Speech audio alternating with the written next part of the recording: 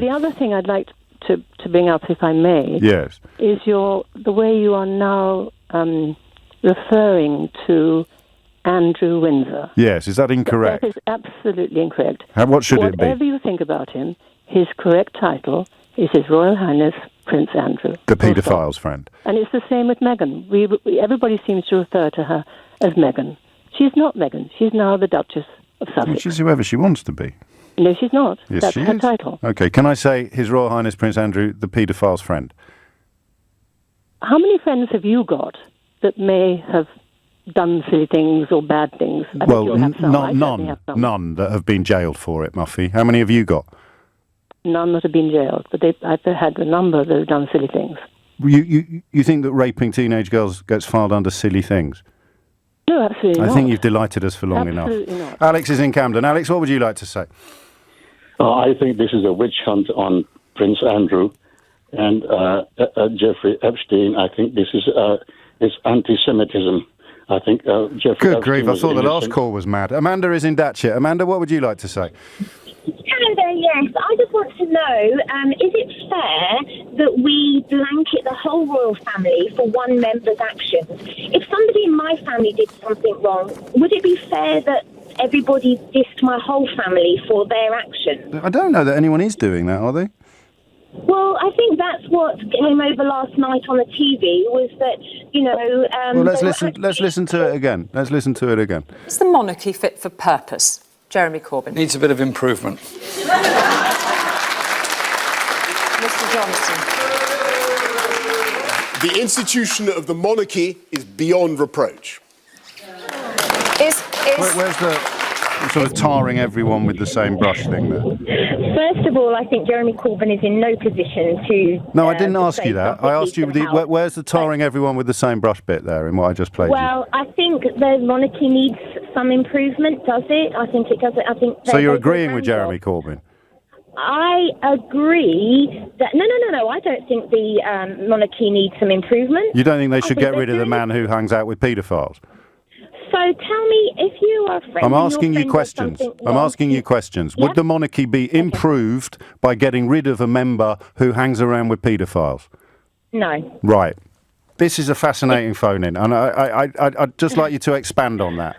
So if you were friends with a paedophile, you don't think that your status would be improved by not being friends with them anymore? I think you have to look at the whole picture. I am. Am I friends with the paedophile because he's a paedophile, or am I friends with a friend? Here you are on the radio.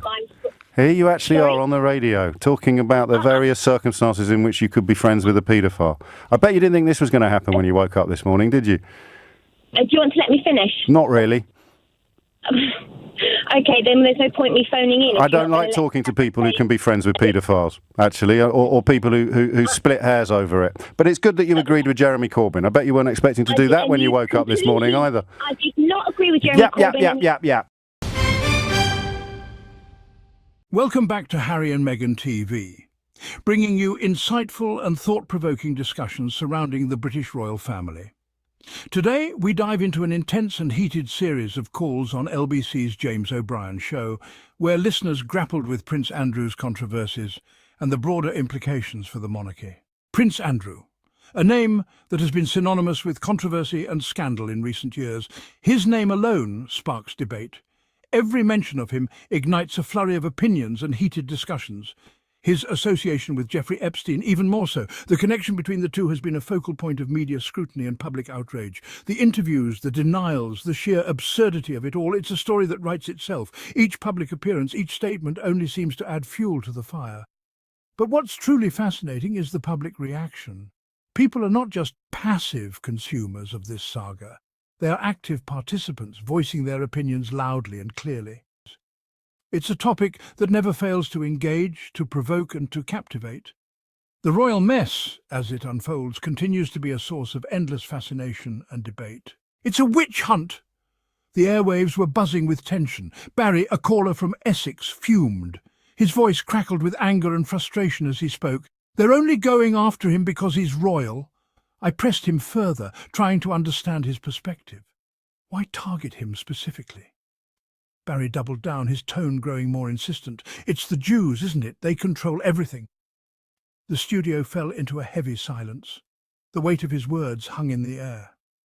Then, calmly, I responded, choosing my words carefully.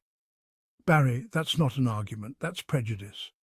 We need to address the real issues without resorting to harmful stereotypes. It's important to challenge these views and promote understanding. The conversation continued, but the impact of that moment lingered. In today's segment, we delve into the complexities of loyalty, especially when it comes to figures of authority and royalty. Next up was Jean from Wimbledon. He called in with a fervent opinion. "He's the Queen's son!" Jean exclaimed, referring to Prince Andrew. Jean's voice was filled with conviction. "We should stand by him," he insisted, echoing a sentiment that many share when it comes to their leaders and idols. I pressed further, curious about the depth of this loyalty. "Even if he's guilty?" I asked, my voice tinged with skepticism. Jean didn't hesitate for a moment. "He's family. You support family," he replied firmly. This blind loyalty, this unwavering defense of an institution was baffling to me. How could one support someone unconditionally, regardless of their actions? "So, Jean," I countered, "does accountability not apply to royalty? Shouldn't they be held to the same standards as everyone else?" The debate raged on, highlighting the tension between loyalty and justice. As the discussion continued, it became clear that blind loyalty can often cloud judgment, making it difficult to see the truth. It's a powerful force, but one that must be balanced with a sense of fairness and accountability. These calls, these justifications, they highlight a larger issue. When does loyalty become a shield for wrongdoing? When does blind faith in institutions trump individual accountability? These are questions we must grapple with regardless of who sits on the throne. Thank you for tuning in to Harry and Meghan TV. Today's discussion reminds us of the importance of questioning power and holding all institutions accountable, no matter how prestigious they may be. If you enjoyed today's analysis, don't forget to like, share and subscribe to stay updated on the latest royal stories. Together, let's continue to explore the truth behind the headlines.